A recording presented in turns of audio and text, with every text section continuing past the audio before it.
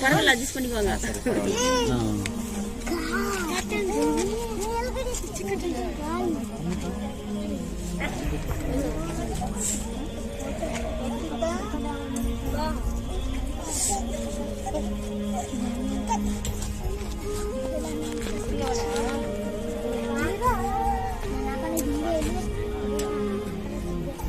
మా అందరికి వందనాలు.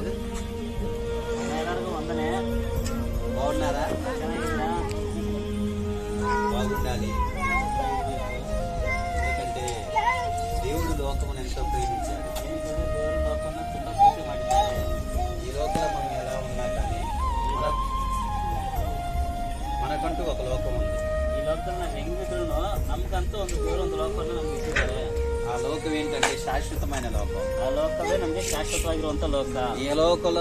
ఈ లోకంలో చూసే ప్రతిదీ అశాశ్వతమైంది. ఈ లోకంలో మనం ఏది చూసినా కూడా అది శాశ్వతంగా ఉండేదైతే కాదు.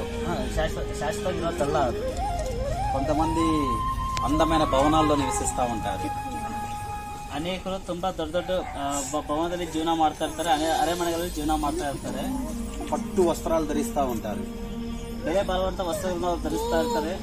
బంగారం ఉంటది, ಬೆಳ್ಳಿನೂ ಇರುತ್ತೆ, వెండి ఉంటది, ಸಿಲ್ವರ್ ಇರುತ್ತೆ. ఇంకా అట్లానే ధనం ఎక్కువ ఉంటది, డబ్బు, ಹಣಕಾಸು ತುಂಬಾ ಇರುತ್ತದೆ. కానీ అవేవి శాశ్వతం కాదు. ಅದು ಯಾವುದು ಶಾಶ್ವತವಾಗಿರುವಂತದಲ್ಲ. కానీ వాళ్ళందరూ ఆ భవనాలను చూసుకొని, వెండిని చూసుకొని, బంగారాన్ని చూసుకొని, వజ్రాలను చూసుకొని, వాళ్ళకున్న ఫ్లాట్స్ ని చూసుకొని, వాళ్ళకున్న అందాన్ని చూసుకొని చాలా మంది విర్రవీగిపోతా ఉంటారు. ಆದ್ರೆ ಅವರೆಲ್ಲಾನು ಅವ್ರ ಆಸ್ತಿಯನ್ನು ನೋಡಿ, ಬಂಗಾರ ನೋಡಿ, ಬೆಳ್ಳಿಯನ್ನು ನೋಡಿ, ಅವ್ರ ಹತ್ರ ಅಂತ ಹಣಕಾಸನ್ನು ನೋಡಿ, ಅವರಿಗಂತ ಅನೇಕ ಫ್ಲಾಟ್ಗಳನ್ನು ನೋಡಿ, ದೊಡ್ಡ ದೊಡ್ಡ ಮನೆಗಳನ್ನು ನೋಡಿ, ಅದರಿಂದ ಅವರು ತುಂಬಾ ಎಚ್ಚರ ಪಡುವವರಾಗಿರುತ್ತಾರೆ. శాశ్వతం ಯಾವುದು ಶಾಶ್ವತವಾಗಿರುವಂತದ್ದಲ್ಲ. ఏదో ఒక రోజు అవన్నీ విడిచిపెట్టి ఈ మనిషి వెళ్ళిపోవాల్సిందే. ಅದು ಒಂದಲ್ಲ ಒಂದು ದಿವಸ ಅದನ್ನೆಲ್ಲ ಬಿಟ್ಟು ಮನುಷ್ಯ ಹೋಗ್ಲೇಬೇಕಾಗಿದೆ. ఇంతకీ ఎక్కడికి వెళ్ళిపోతాడు? ಎಲ್ಲಿ ಹೋಗ್ತಾನೆ ಮನುಷ್ಯ? స్వర్గానికి కాదు, పైనుంచి ఎక్కడికొచ్చాడు, ఇక్కడ నుంచి మరలా ఒక చోటకి వెళ్ళాలి. అయితే ఈ లోపల మనిషి ఎలా బ్రతికాడు అనేది ముఖ్యం. అంటే ధనంతో బ్రతికామా, డబ్బుతో బ్రతికామా, వెండితో బ్రతికామా, లేకుంటే బంగారంతో బ్రతికామా, వజ్రాలతో బ్రతికామా, ఆస్తులు అంతస్తుతో బ్రతికామా అనేది ముఖ్యం కాదు. ಈ ಲೋಕದಲ್ಲಿ ನಾವು ಜೀವನ ಮಾಡೋವರೆಗೂ ಆಸ್ತಿಯಿಂದ ಬೆಳ್ಳಿ ಬಂಗಾರದಿಂದ ಹೆಂಗ್ ಜೀವನ ಮಾಡ್ತಾನೋ ಅದ್ಯಾವುದು ಮುಖ್ಯ ಅಲ್ಲ. ನಮ್ಗೆ ఏమున్నా లేకున్నా, ಏನಿದ್ರು ಏನಿಲ್ಲ ಅಂದ್ರೂ దేవుడుంటే చాలు. ದೇವರೊಬ್ಬರು ನಮ್ ಜೊತೆಲಿದ್ರೆ ಸಾಕು. పరిశుద్ధ గ్రంథంలో ಬೈಬಲ್ సత్యవేద గ్రంథದಲ್ಲಿ ఒక ఇద్దరు వ్యక్తులు మనకు కనపడతారు. ಇಬ್ಬರು ವ್ಯಕ್ತಿಗಳು ನಾವು ನೋಡ್ತಾ ಇದ್ದೀವಿ. వాళ్ళు ఒక అతను ధనవంతుడు, ಅದರಲ್ಲಿ ಒಬ್ಬ ಧನವಂತ ಆಗಿರುವಂತ ವ್ಯಕ್ತಿ. అతనికి డబ్బు ఉంది, ಅವರಿಗೆ ಹಣಕಾಸಿದೆ, ఆస్తి ఉంది, ಆಸ್ತಿನೂ ಇದೆ, అంతస్తుంది, ಅಂತಸ್ತು ಇದೆ, ಹೋದಾನು ಇದೆ, అందం ఉంది, ಅಂದಾನು ಇದೆ, ಎಂದ ಚಂದಾನು ಇದ್ದಾರೆ, ఆరోగ్యం ఉంది, ಒಳ್ಳೆ ಆರೋಗ್ಯನೂ ಇದೆ, పొలాలు ఉన్నాయి, ಎಲ್ಲ ಜಮೀನುಗಳಿದೆ, వజ్ర వైడూర్యాలు ఉన్నాయి, ಎಲ್ಲ ವಜ್ರ ವೈಡೂರ್ಯ ಎಲ್ಲಾನು ಇದೆ. తను బ్రతికినంత కాలం ಆದ್ರೆ ಅವ್ರು ಜೀವಿಸುವ ಜೀವಮಾನಗಳೆಲ್ಲ చాలా సుఖంగా, ತುಂಬಾ ಸುಖವಾಗಿ, ಸಂತೋಷವಾಗಿ బ్రతికాడు, ತುಂಬಾ జೀವನ ಮಾಡಿದ್ರು. అయితే ಆದ್ರೆ అతని దగ్గరే ಆತನ ಹತ್ರನೇ ఇంకొక వ్యక్తి ఉన్నాడు. ಇನ್ನೊಬ್ಬ ವ್ಯಕ್ತಿ ಇದ್ದ. అతను ఎవరంటే, ಆತನ ಯಾರು ಅಂತಂದ್ರೆ నాకు తెలిసి మీకు తెలుసు అనుకుంటున్నాను. నాకు ನನಗೆ ಗೊತ್ತಿದ್ದು ನಿಮ್ಗೆಲ್ಲ ಈ ಕತೆ ಗೊತ್ತು ಅಂದ್ರೆ ನಾನು ತಿಳ್ಕೊಂತೀನಿ. ఎందుకంటే మీరు చర్చికి వెళ్తున్నారు కాబట్టి. అతని పేరు లాజర్. ಆತನ ಹೆಸರು ಲಾಜರ್. ఏం పేరు అతని పేరు? నా పేరు జాన్. ನನ್ನ ಹೆಸರು ಜಾನ್. ఈ బ్రదర్ పేరు సిసింద్రి. ನನ್ನ ಹೆಸರು ಸಿಸಿಂದ್ರಿ. అట్లా మీకు కూడా ఏదో ఒక పేరు ఉంది. ನಮ್ಮೆಲ್ಲರಿಗೂ ಒಂದೊಂದು ಹೆಸರು ಇದೆ. అట్లానే ఒక అతనికి పేరు ధనవంతుడు, ಅದಕ್ಕೆ ಒಬ್ಬನ ಹೆಸರು ಧನವಂತನು, ఇంకొక అతని పేరు లాజర్. ಇನ್ನೊಬ್ಬರ ಹೆಸರು ಲಾಜರ್. అయితే ఒక రోజు వచ్చింది, ಅದೇ ಒಂದು ದಿವಸ ಬಂತು, వాళ్ళిద్దరు చచ్చిపోయారు, మరణించారు. ಅವರಿಬ್ರಿಗೂ ಸಾವು ಬಂತು. ಅವರಿಬ್ರು ಮರಣ ಹೊಂದಿದ್ರು. మరణించిన తర్వాత ಅವರಿಬ್ರು ಮರಣ ಹೊಂದಾದ್ಮೇಲೆ ఒక అతను ಒಬ್ಬರು పాతాళానికి వెళ్ళిపోయాడు, ಪಾತಾಳಕ್ಕೆ ಹೋಗಿದ್ದಾರೆ. ఒక అతను ಇನ್ನೊಬ್ರು పరలోకానికి వెళ్ళిపోయాడు. ಪರಲೋಕಕ್ಕೆ ಹೋಗಿದ್ದಾರೆ. అయితే ఆ ధనవంతుడు ఎక్కడికి వెళ్ళాడు అనుకుంటున్నారు మీరు? ధనవంతులు ಯಾವ ಜಾಗಕ್ಕೆ ಹೋಗಿದ್ರಂತ? ఈ లోకంలో బాగా బ్రతికాడు కదా, ఈ లోకల్ ತುಂಬಾ ಆನಂದ, డైలీ బిర్యానీ తిన్నాడు కదా, డైలీ బిర్యానీ తింటారಲ್ವಾ, చక్కగా క్లబ్లు కానీ వాటికని వీటికని ఎంజాయ్ చేశాడు కదా, ತುಂಬಾ ఎంజాయ్, గర్ల్ ఫ్రెండ్స్ అని లేకుంటే అదని ఇదని చక్కగా ఎంజాయ్ చేశాడు కదా. తను ఎక్కడికి వెళ్ళాడంటే నరకానికి వెళ్ళాడు.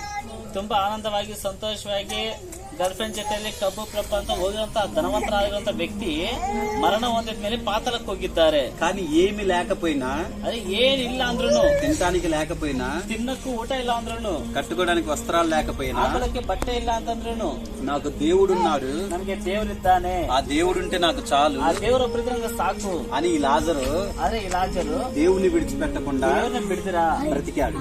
ಜೀವನ ಮಾಡುವಂತ ವ್ಯಕ್ತಿ. ఇతను కూడా మరణించాడు. ಈತನು ಮರಣ ಹೊಂದಿದ್ರು. ఇతను మరణించిన తర్వాత ಈ ಲಾಜರು ಮರಣ ಹೊಂದಿದ್ಮೇಲೆ పరలోకంలో ಪರಲೋಕದಲ್ಲಿ దేవుని యొక్క ದೇವರ ಹತ್ರ ఉన్నతమైన స్థానంలో ఉన్నతವಾದ ಸ್ಥಾನದಲ್ಲಿ నివసించాడు. నివాಸ ಮಾಡ್ತಾ ఇప్పుడు ಇದ್ದಾರೆ. మీకు బంగారం ఉందనుకోండి, అది ఎక్కడ ఉంటది?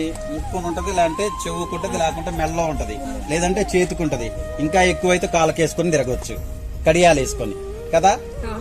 అయితే పరలోకన బంగారం ఎక్కడ వచ్చిందో తెలుసా? మన కాళ్ళ కిందకు వచ్చింది. ఎక్కడికి వచ్చింది?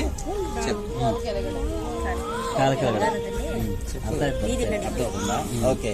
అయితే ఈ లాజరు అనే వ్యక్తి పరలోకంకి వెళ్ళిన తర్వాత చాలా సుఖంగా ఉంటున్నాడు.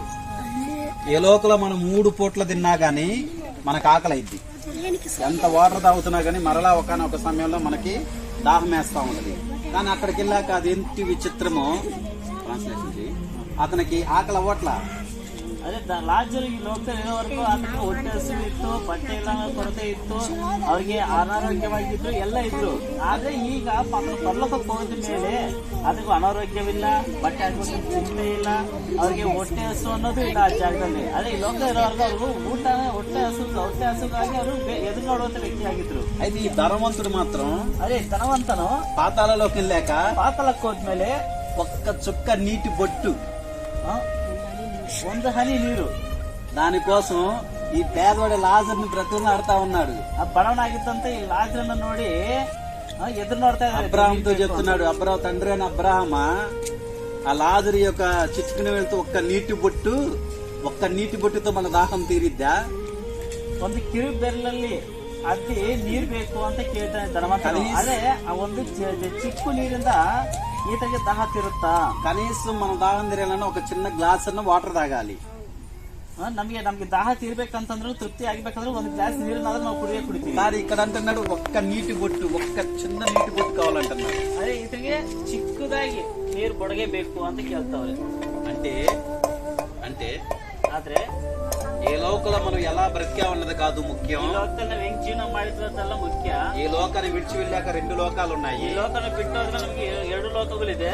ఒకటి పరలోకం, ಒಂದು ಪರಲೋಕ, 2 నరకం, ಇನ್ನೊಂದು ಪಾತಾಳ ನರಕ. అయితే నరకంలో శ్రమ ఉంది, ನರಕದಲ್ಲಿ ತುಂಬಾ ಶ್ರಮೆ ಇದೆ, కష్టం ఉంది, ಕಷ್ಟನೇ ಇದೆ, కన్నీరుంది, దుఃಖನೇ ಇದೆ, వేదన ఉంది, ತುಂಬಾ ತಿಂಗಳು ಭಯಂಕರ ಇದೆ. అది ఒక్క రోజుతో పోయేది కాదు. ಅದು ಒಂದ್ ದಿವಸದಲ್ಲಿ ಹೋಗುವಂತದ್ದಲ್ಲ. నిత్యం ఆ బాధను అనుభవించాలి మనం. ಶಾಶ್ವತವಾಗಿ ಆ ಒಂದು ಬಾಧೆಯನ್ನು ಅನುಭವಿಸ್ತಾನೆ ಇರಬೇಕಾಗಿದೆ. కానీ పరలోకంలో నిత్యం సంతోషం. ಅದೇ ಪರಲೋಕದಲ್ಲಿ ನಿತ್ಯವೂ ತಲಾಂತರಾತ್ಮಕ ಸಂತೋಷವಾಗಿರುತ್ತದೆ. అందుకే యేసయ్య ಅದಕ್ಕಾಗಿ ಯೇಸು ಕ್ರಿಸ್ತನು ఈ లోకానికి దిగి వచ్చి, ಈ ಲೋಕಕ್ಕೆ ತಿಳಿದು ಬಂದಿರೋದು. పరిశుద్ధులు ఎవరైనా ఉన్నారా? ಇನ್ನೊಂದು ಪರಿಶುದ್ಧ ಆಗಿದ್ದೀರಾ? నేను పరిశుద్ధుని కాదు.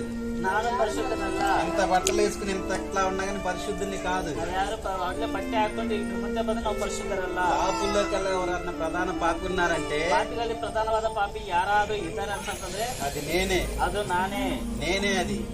ಅದು. కాబట్టి ಆದ್ರಿಂದ మన పాపంతో మరణిస్తే నరకానికి వెళ్ళిపోతాము. ನಮ್ಮ ಜೀವನದಲ್ಲಿ ಪಾಪವನ್ನು ಇಟ್ಕೊಂಡು ನಾವು ಮರಣ ಹೊಂದಿದ್ರೆ ಹೋಗ್ತೀವಿ. ఏ లోకంలో కష్టాలు ఒక 4 రోజులు, లేకుంటే ఒక వారం, ఒక నెల, ఒక సంవత్సరం భరించొచ్చు. ಅದೇ ಈ ಲೋಕದಲ್ಲಿರುವಂತ ಕಷ್ಟ ಒಂದು 4 ದಿವಸ, 1 ವಾರ, 1 ತಿಂಗಳು, ಏನೋ 1 ವರ್ಷ ತನಕ ನಾವು ಕಷ್ಟ ಪಡ್ಬೋದು.